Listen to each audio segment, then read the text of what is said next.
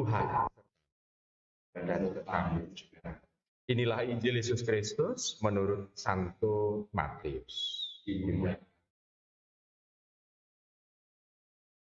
Pada suatu ketika Yesus berbicara kepada para imam kepala dan pemuda rakyat dengan memakai perumpamaan. Ia bersabda, hal kerajaan surga itu seumpama seorang raja yang mengadakan perjamuan nikah untuk anaknya. Ia menyuruh hamba-hambanya memanggil orang-orang yang telah diundang ke perjamuan nikah itu, tetapi mereka tidak mau datang.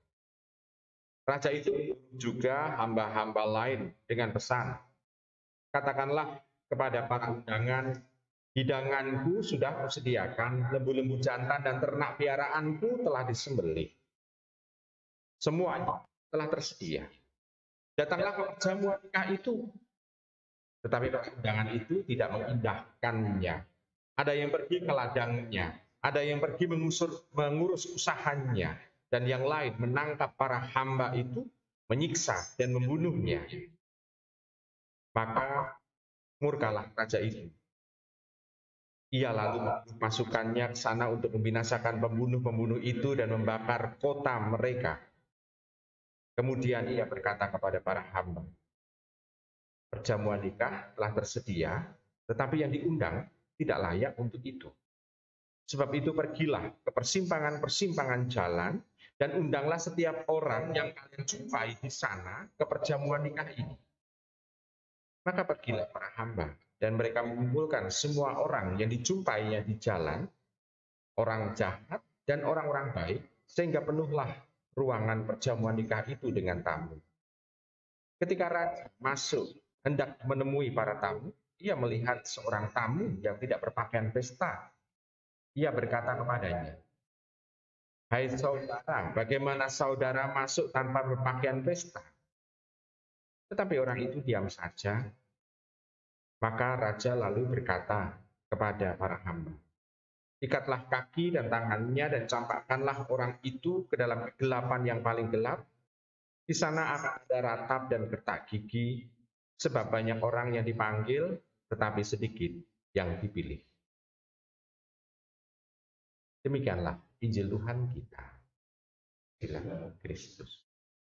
Ibu Bapak, Saudara-saudara terkasih dalam Tuhan, dikatakan oleh Tuhan Yesus bahwa banyak yang dipanggil, tetapi sedikit yang dipilih. Itu sesuatu yang terjadi zaman sekarang juga. Banyak orang dipanggil menjadi orang Kristiani, menjadi pengikut Tuhan, tetapi yang terpilih adalah mereka yang bisa bertahan di dalam segala macam tantangan. Itu yang terjadi zaman sekarang. Tetapi kita mau mencoba untuk melihat kenapa kerajaan Allah itu diumpamakan dengan pesta. Kemarin kita mendengarkan di sana kerajaan Allah itu seolah-olah kebun anggur Tuhan, tempat untuk kerja. Yang kemarin kerja, sekarang pesta. Kira-kira orang yang ada di dalam kerajaan Allah itu mempunyai dua pakaian. Pakaian untuk kerja dan pakaian untuk pesta. Seolah-olah ada itu. Tetapi yang mau diungkapkan adalah keseriusan fokus. Yang kita melihat, orang kalau dia itu diundang ke pesta, tentu dia harus menggunakan pakaian yang memang dikhususkan untuk itu. Kita ambil contoh, kalau kita pergi ke Ekaristi yang onsite, artinya yang di gereja, datang ke gereja. Lalu ada satu orang yang berpakaian renang. Kira-kira itu umat yang lain bagaimana? Tidak bisa menikmati misa. Kenapa? Karena mata itu pasti akan melihat orang tersebut. Sehingga orang tidak bisa merasakan kehadiran Tuhan. Karena ada orang yang berpakaian nyeleneh. Orang kita mengatakan nyeleneh. Karena apa? Karena sebetulnya harus berpakaian untuk misa, tetapi menggunakan pakaian untuk kolam renang. Demikian juga sebaliknya, misalnya orang itu datang dengan pakaian adat, datangnya di kolam renang, mau renang, jegur. Orang juga memberikan perhatian khusus kepada orang itu. Kenapa? Karena dia tidak tahu situasi. Nah, sekarang bagi diri kita, kalau kita menghadap Tuhan dalam tata cara untuk berdoa, kita juga sudah menyiapkan hati. Apakah kita juga sudah menyiapkan pikiran kita sehingga kita siap fokus mau ketemu dengan Tuhan? Orang yang diundang untuk menghadap istilahnya ke pesta itu menolak. Karena apa? Karena mereka punya kesibukan sendiri. Ada ego yang diungkapkan untuk menolak kehadiran Tuhan. Demikian juga banyak orang yang istilahnya diundang untuk datang, tetapi juga egonya main. Kita bisa melihat banyak orang itu merumuskan dengan hati dan juga dengan ungkapan mungkin kami rindu dengan Ekaristi. Karena banyak Ekaristi yang online saja. Hanya satu YouTube yang ada. Sehingga orang bisa pergi kemana-mana. Ke Jakarta, ke Surabaya, ke Bandung, ke Semarang, atau ke tempat-tempat yang lain. Bahkan ke Vatikan juga ikut misalnya Bapak Paus. Tapi pada saat dia diundang untuk misa di parokinya sendiri, dia mau.